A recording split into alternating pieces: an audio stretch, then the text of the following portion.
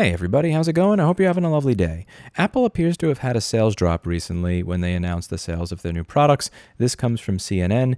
Whether it is iPhone revenue is declined 2%, Mac revenue is down 7%, iPads are down nearly 20%, and the thing that seems to have propped everything up is services. Stuff like, I don't know, paying for iCloud so that when your SSD decides to kill itself on your new device in a way that it didn't on your old device, you have your data, cloud services like iCloud so that when your phone starts randomly rebooting for no good reason, because of something that it doesn't tell you on the phone, like just get a new microphone cable, you have access to your data.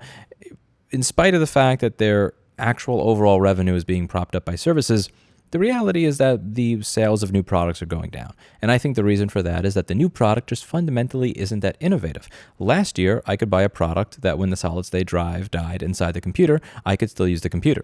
This year, I can buy a device where when the solid-state drive dies inside the computer, I have a $3,000 brick. I imagine that this is not very appetizing for the power users that they are trying to get to purchase these higher-end products. And this is not just an Apple thing. This is something that's kind of happening industry-wide, where you're just kind of noticing there's not a lot of innovation, so there's not really a lot of reason to buy a new one. Smartphone shipments in general, not just iPhones, have been down by a fairly large amount, and the reason for that is that this stuff is just not very compelling anymore. When you take a look, Asus is no longer allowing you to unlock the bootloader of your phone.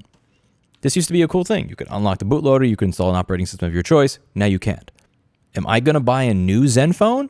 Or am I just going to continue using my old one that respects my freedom to install the operating system of my choice the same way that you could install Calyx or Graphene or Lineage on a Pixel?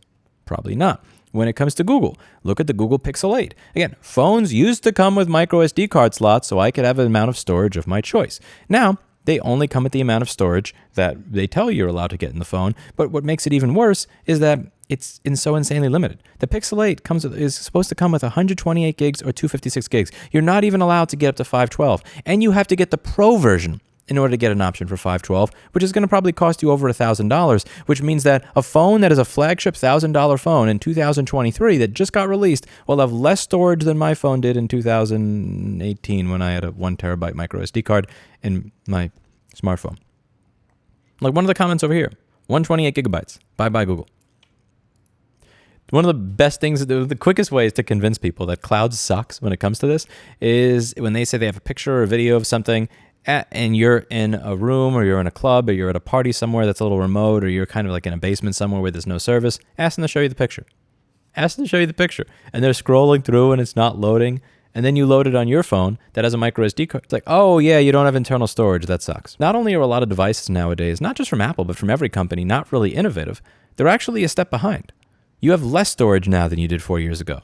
You have less freedom now than you did 4 years ago. You have less reliability and serviceability now than you did 4 years ago. Why should I buy the new product if the old one works?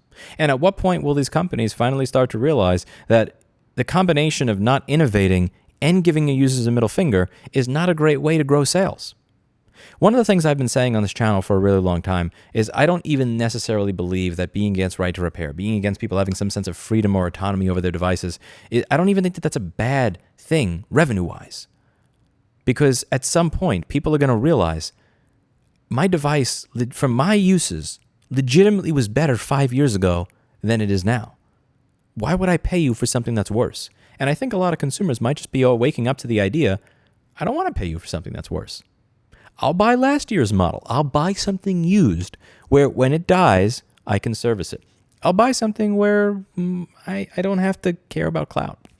I'll buy something where when I spend over $600 on a phone, I'm not stuck with 100 gigs of storage. And I don't blame them. Do you? Yeah, like reading this. As a Zen phone user, are you more or less likely to buy the new model, knowing that the new model will give you less freedom than the old model? Probably not.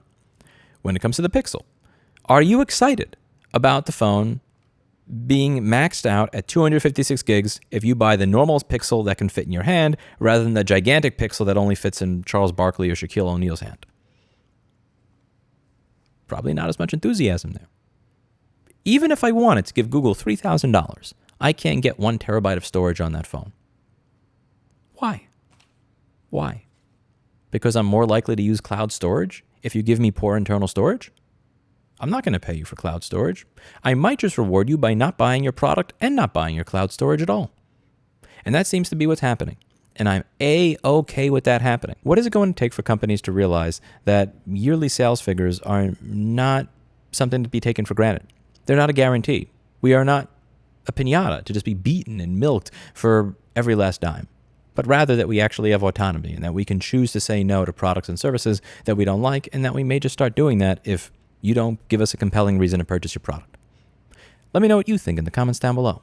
That's it for today, and as always, I hope you learned something. I'll see you all in the next video. Bye now.